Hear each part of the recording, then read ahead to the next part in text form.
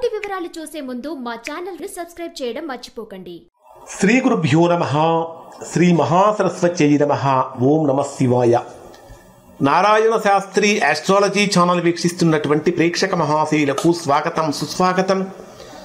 ఈరోజు మనము 2025 సంవత్సరం సెప్టెంబర్ నెల 21వ తేదీ నుంచి 30వ తేదీ వరకు మకర రాశిలో జన్మించినటువంటి వారి యొక్క రాశి ఫలితాలు ఏ విధంగా ఉన్నాయో తెలుసుకుందాం. మకర రాశి వారికి ఇప్పుడు కనుక పరిశీలిస్తే ఉద్యోగపరమైన సమస్యలు ఏమన్నా కలుగుతున్నాయా, రాబోతున్నాయా అంటే అవుననే చెప్పాలి. కారణం ఏమిటంటే మకర రాశి వారికి దశమ స్థానాధిపతి అయినటువంటి శుక్రుడు అష్టమ స్థానంలో సంచరిస్తున్నాడు. దశమ స్థానాధిపతి అయిన శుక్రుడు అష్టమ స్థానంలో సంచరించేటప్పుడు ఉద్యోగపరంగా, వ్యాపారపరంగా ఒత్తిడి యొక్క తీవ్రత బాగా పెరుగుతూ ఉంటుంది. మరొకటి ఏమిటంటే మకర రాశి వారు అన్నీ ఉన్నప్పటికీ కూడా అనుభవించలేనటువంటి స్థితిలోకి వెళుతున్నారా అనేటటువంటి భావన కలుగుతుంది. ఓవరాల్గా పరిశీలిస్తే మకర రాశి వారికి 80% ఉత్తమమైనటువంటి ఫలితాలు పొందుతున్నారు. ఒక 20% మాత్రమే అది ఉద్యోగపరంగా, వ్యాపారపరంగా చిన్న చిన్న ప్రతికూలతలు, వాటికి సంబంధించిన పరిహారాలు కనుక చేసుకుంటే గొప్ప ఫలితాన్ని పొందుతారు. ఓవరాల్గా పరిశీలిస్తే మకర రాశికి ఈ 21వ తేదీ నుంచి 30వ తేదీ మధ్యలో ఆర్థికంగా బలంగా మారటానికి, బలవంతులుగా మారటానికి మీరు చేసేటటువంటి ప్రయత్నాలు చాలా గొప్పగా ఫలిస్తాయి అని చెప్పాలి. ప్రధానంగా తీసుకుంటే మిత్ర బలం అనేటటువంటిది మకర రాశి వారికి బ్రహ్మాండంగా పెరుగుతుంది.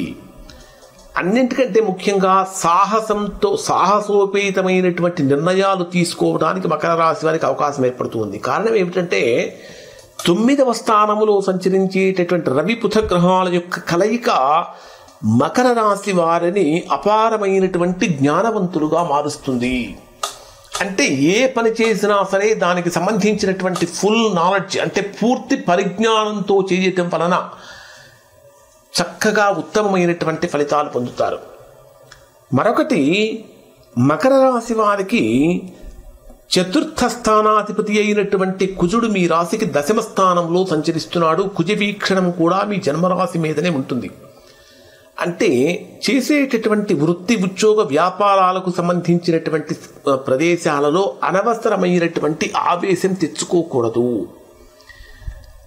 అవతలి వాళ్ళు మిమ్మల్ని కొద్దిగా ఇబ్బంది పెట్టినప్పటికీ, బాధించేటటువంటి విధంగా ఉన్నప్పటికీ కూడా మకర రాశి వారు సహనాన్ని కనుక ప్రదర్శించినట్లయితే తద్వారా గొప్ప ఫలితాలు పొందుతారు. అంటే కొన్ని కవ్వించే చర్యలు కూడా కలుగుతూ ఉంటాయి, తోటి కొలీగ్స్ నుంచి కానీ, పక్క వాళ్ళ నుంచి కానీ, వ్యతిరేకుల నుంచి కానీ. అయినప్పటికీ కూడా కొద్దిగా కాలమే వాళ్ళకి శిక్షిస్తుంది, కాలమే పరిష్కరిస్తుంది అన్నట్టుగా ఉండాలి. కానీ వారసత్వంగా వచ్చేటటువంటి సంపద ఏదైతే ఉంటుందో 9వ స్థానంలో సంచరించేటటువంటి రవి బుధ గ్రహాల యొక్క కలయికతోటి కోర్టు కేసుల్లో ఉన్నటువంటి ఆస్తులు రిలీజ్ అయ్యే అవకాశం ఉంటుంది. వారసత్వంగా ఏర్పడేటటువంటి సంపద వచ్చే అవకాశం ఉంటుంది.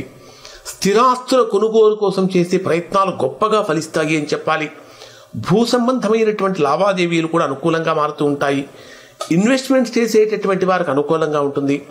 నూతన వ్యాపారం ప్రారంభించాలనుకునేటటువంటి వారు ఒక్కసారి మీ వ్యక్తిగత జాతకాన్ని చెక్ చేయించుకోవడం చాలా మంచిది. ఎందుకంటే శుక్రుడు అష్టమ స్థానంలో సంచరించేటప్పుడు సహజంగా దసరాల్లో ఎక్కువ మంది కొత్తగా వ్యాపారం పెట్టాలనుకుంటారు.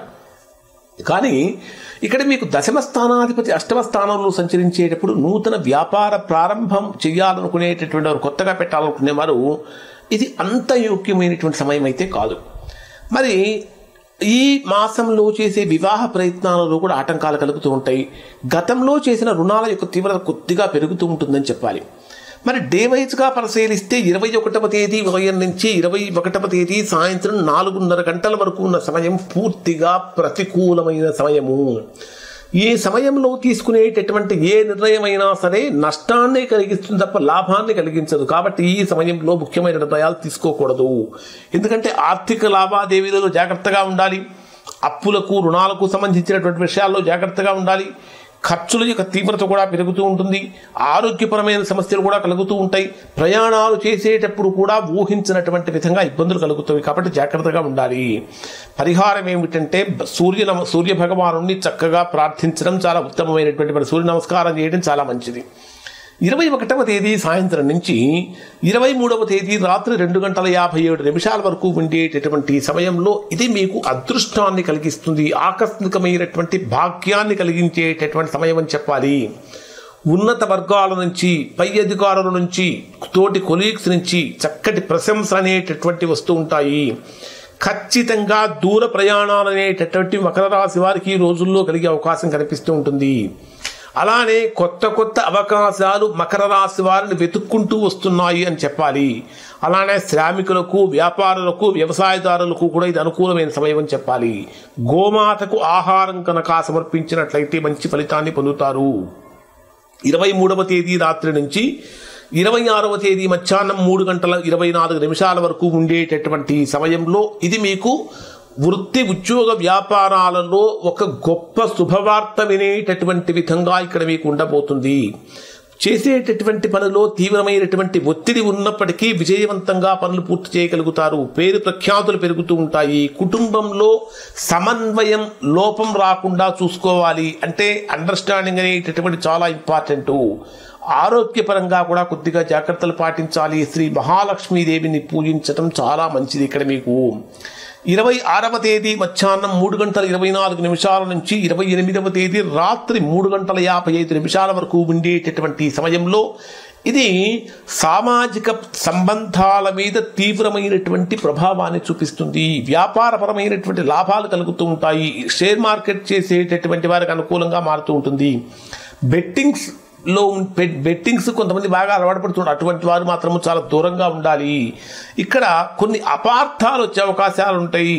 ఆ అపార్థాలకు తావివ్వకుండా ఉండాలి. స్త్రీ మూలకమైన సమస్యలు కానీ, స్త్రీ మూలకమైన నష్టాలు కానీ ఇక్కడ మకర రాశి వారికి ఈ రోజుల్లో సంభవించబోతున్నాయి. కాబట్టి జాగ్రత్తగా ఉండండి. ఇక 28వ తేదీ రాత్రి నుంచి 30వ తేదీ రాత్రి వరకు ఉండేటటువంటి సమయం పూర్తిగా అనుకూలమైన సమయం కాదు. కొంచెం మానసికమైనటువంటి అస్థిరత్వానికి విపరీతమైనటువంటి ఆందోళనలకు ప్రధానమైనటువంటి కారణమవుతుంది. చేపట్టినటువంటి పని ఏదైనా సరే ఆలస్యంగా మొదలవుతుంది, ఆలస్యంగా పూర్తవుతుంది.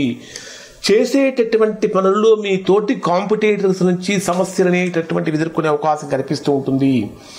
ఆరోగ్యపరంగా కూడా కొద్దిగా జాగ్రత్తలు పాటించాలి. ముఖ్యంగా చెప్పాలంటే మీ జీవిత భాగస్వామి యొక్క ఆరోగ్యం విషయంలో కూడా జాగ్రత్తలు పాటించండి. అలానే పార్ట్నర్షిప్ బిజినెస్ చేసేటటువంటి వారు ఆర్గ్యుమెంట్స్ చేయకుండా ఉండటం అనేది ప్రధానంగా చెప్పదగినటువంటి సూచన. ఇక్కడ ఈ రాశిలో జన్మించినటువంటి వారు దత్తాత్రేయ స్వామి యొక్క ఆరాధన చేయటం, మహాలక్ష్మీదేవికి పొంగలి నైవేద్యంగా కనుక సమర్పించినట్లయితే మంచి ఫలితాలు పొందుతారు. ఇంకా మీకు వీలైతే చక్కగా శ్రీ సూక్తం వినటానికి ప్రయత్నించండి. తద్వారా చాలా గొప్ప ఫలితాలు పొందుతారు. ఇప్పుడు చెప్పినటువంటి ఫలితాలు మకర రాశిలో అందరికీ వర్తిస్తాయి. 90% మందికి 90% ఫలితాలు వర్తిస్తాయి. ఎవరికైతే వర్తించడం లేదో, ఎవరైతే తీవ్రమైనటువంటి ప్రతికూలతలు పొందుతున్నారో దానికి కారణం ఏమై ఉంటుందంటే వారి యొక్క వ్యక్తిగత జాతకంలో ఏర్పడినటువంటి దోషం యొక్క ప్రభావం అయి ఉంటుంది.